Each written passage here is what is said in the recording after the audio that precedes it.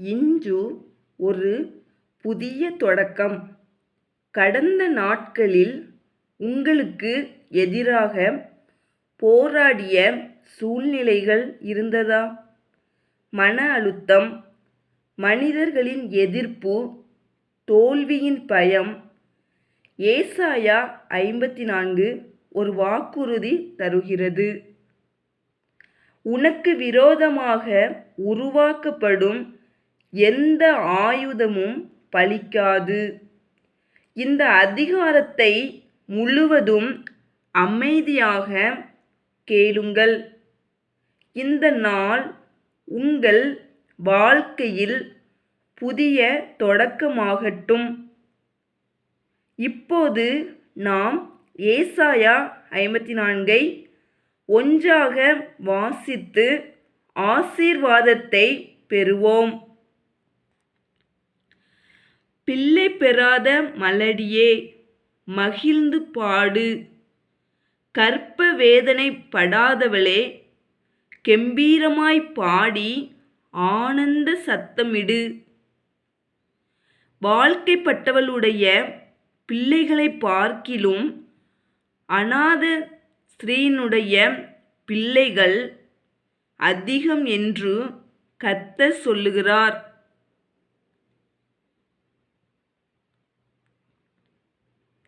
உன் கூடாரத்தின் இடத்தை விசாலமாக்கு. உன் வாசஸ்தலங்களின் திரைகள் விரிவாகட்டும். தடை செய்யாதே. உன் கயிறுகளை நீளமாக்கி உன் முளைகளை உறுதிப்படுத்து.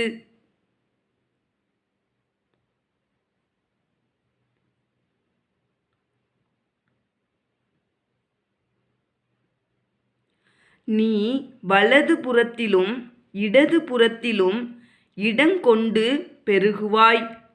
உன் சந்ததியார் ஜாதிகளை சுதந்தரித்து கொண்டு பாழாய்க் கிடந்த பட்டணங்களை குடியேற்றுவிப்பார்கள்.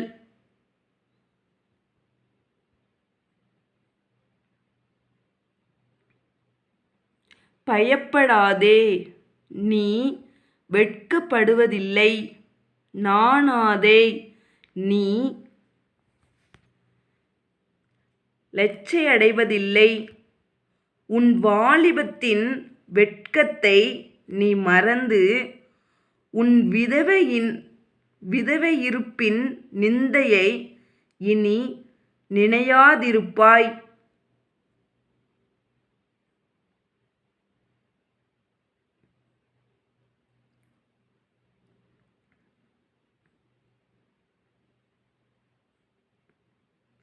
உன் சிருஷ்டிகரை, உன் நாயகர், சேனைகளின் கர்த்தர் என்பது அவருடைய நாமம். இஸ்ரவேலின் பரிசுத்தர் உன் மீட்பர். அவர் சர்வ பூமியின் தேவன் என்னப்படுவார்.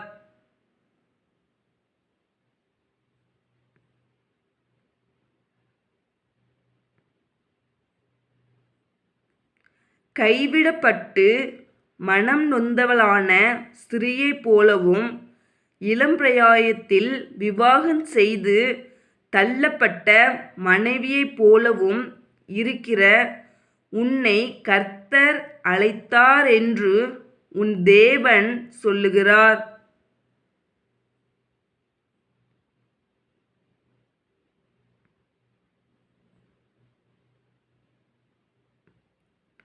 இமைப்பொழுது உன்னை கைவிட்டேன், ஆனாலும் உருக்கமான இரக்கங்களால் உன்னை சேர்த்து கொள்வேன்.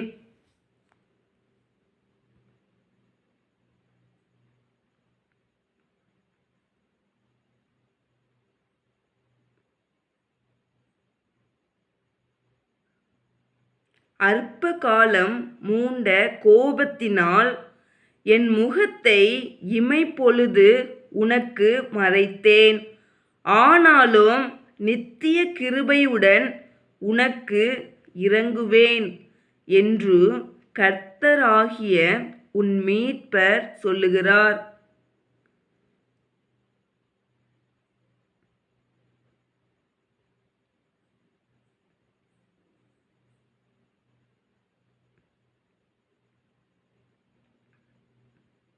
இது எனக்கு நோவாவின் காலத்தில் உண்டான வெள்ளம் போலிருக்கும்.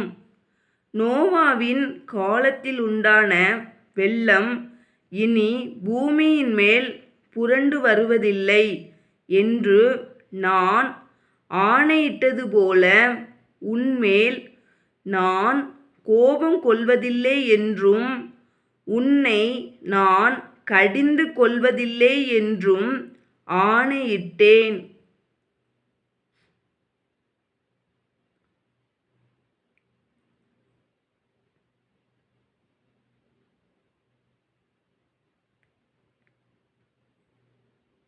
மலைகள் விலகினாலும் பர்வதங்கள் நிலை பெயர்ந்தாலும் என் கிருபை உன்னை விட்டு விலகாமலும் என் சமாதானத்தின் உடன்படிக்கை நிலை பெயராமலும் இருக்கும் என்று உன்மேல் மனதுருகிற கர்த்தர் சொல்லுகிறார்.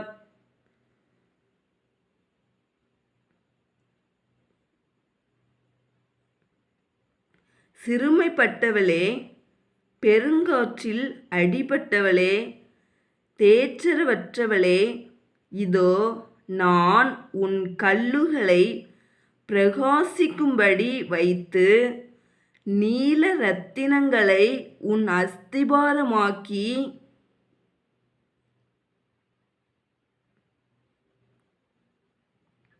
உன் பலகணிகளை பளிங்கும் உன் வாசல்களை மாணிக்க கற்களும் உன் மதில்களையெல்லாம் உச்சிதமான கற்களும் ஆக்குவேன்.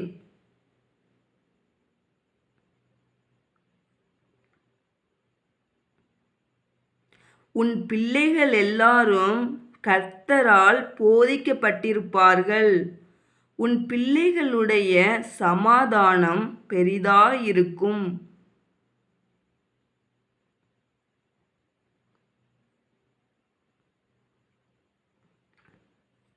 நீதியினால் ஸ்திரப்பட்டிருப்பாய், கொடுமைக்கு தூரமாவாய்.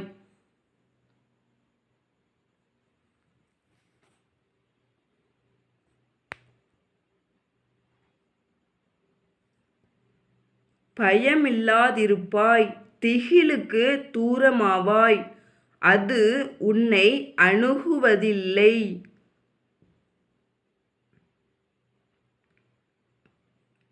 இதோ உனக்கு விரோதமாய் கூட்டங்கூடினால் அது என்னாலே கூடுகிற கூட்டமல்ல.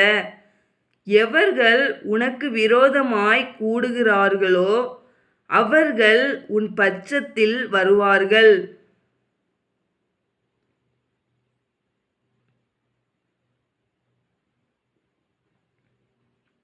இதோ கரி நெருப்பை ஊதி தன் கிரியைக்கான ஆயுதத்தை உண்டு பண்ணுகிற கொல்லனையும் நான் சிருஷ்டித்தேன். கெடுத்து நிக்கிரகமாக்குகிறவனையும் நான் சிருஷ்டித்தேன்.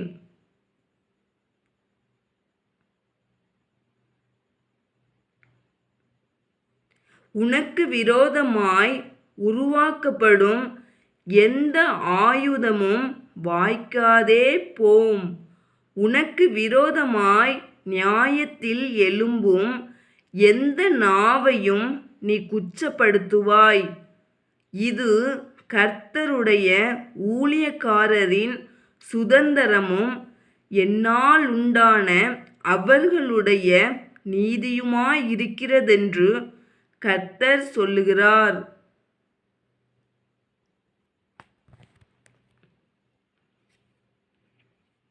ஆமேன். ஏசாயா 54 நமக்கு உறுதி அளிக்கிறது. எதிர்ப்பு வந்தாலும் தேவன் கைவிட மாட்டார். இந்த புதிய தொடக்கத்தில் பயம் விடுங்கள், நம்பிக்கை பிடியுங்கள். இந்த வாசிப்பு உங்களை ஆசீர்வதித்திருந்தால் லைக் செய்யுங்கள், ஷேர் செய்யுங்கள், சப்ஸ்கிரைப் செய்யுங்கள். ஜீவ வார்த்தை தேவனுடைய வார்த்தை உங்கள் வாழ்க்கைக்காக. மேலும் புதிய தொடக்கத்தின் வாக்குறுதியை டிஸ்கிரிப்ஷன் முதல் வரியில் கொடுக்கப்பட்டுள்ள ஏசாயா 43 அதிகாரத்தில் வாசித்து தியானியுங்கள்.